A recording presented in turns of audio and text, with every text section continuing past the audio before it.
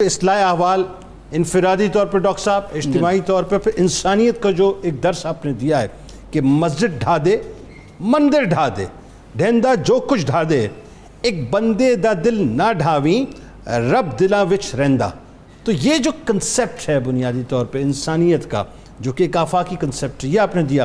آئیے ذرا وائنڈ اپ کرتے ہوئے ذرا میں چاہتا ہوں بہت ہی لطیف سے اشعار لوگوں کو سنائیں تاکہ کیف سا اور سما سا بندے، خاص طور پہ جو انفرادی اور اجتماعی اصلاح کے پہلو آپ نے بیان کیا. جنید بھائی، بے شک یہ پنجابی زبان کے شاعر ہیں، لیکن جب ہم ان کی شاعری کا مطالعہ کرتے ہیں تو ایک چیز بڑی واضح ہوتی ہے کہ بہت ساری قرآنی تلمیحات کا یہ جو ہے نا استعمال کرتے ہیں اپنی شاعری میں. یعنی تلمیح سے مراد یہ ہے کہ کوئی ایسا ماضی کا گزرا ہوا واقعہ جسے انسان پھر اپنی نظم یا نثر میں اشارے کے ساتھ بیان کر دیتا ہے. تو بہت ساری قرآنی تلمیحات جو ہیں ان کے اشعار میں ہمارے سامنے موجود ہیں، صرف پنجابی زبان میں نہیں، یعنی عربی میں قرآن کی ان تلمیحات کو بھی استعمال کرتے ہیں. میں دو تین چیزوں کی طرف اشارہ کرنا چاہوں گا.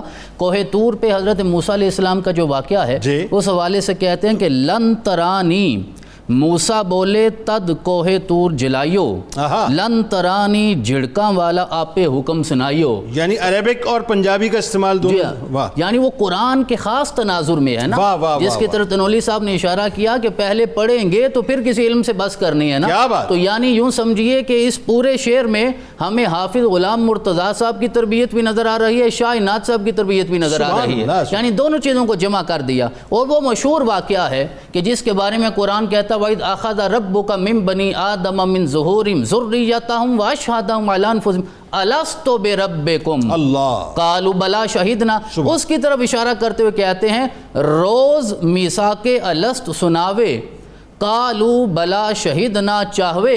یعنی یہ نہیں ہے کہ قرآن میں ایک مرتبہ فرما دیا، وہ روز آواز دیتا ہے کہ آج بھی اٹھو اور توحید کو اسی طرح لمبردار بنو جس طرح عالم ارواح میں تم نے آواز دی تھی. اور سب نے کہا تھا بلا شہدنا، کیوں نہیں، ہم گواہی دیتے ہیں کہ تیرے سوا کوئی رب نہیں. آج بھی وہ گواہی چاہیے، یہ نہیں ہے کہ وہ زمانہ ماضی گزر گیا ہے، آج بھی تمہیں یہ آواز دینی ہے.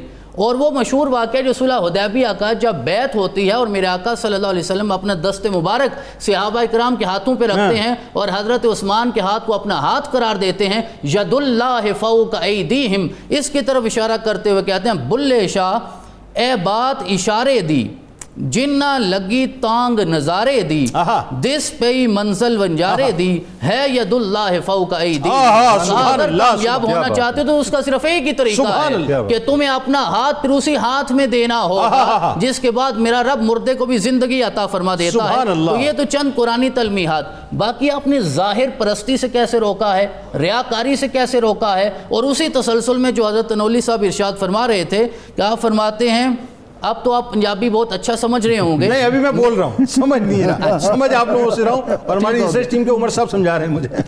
تو آپ نے ارشاد فرمایا اور ریاکاری کے سارے پردے آپ نے چاک کر دیے. آپ فرماتے ہیں سر تے ٹوپی تے نیت کھوٹی، سر تے ٹوپی تے نیت کھوٹی، لینا کی سر ٹوپی تر کے.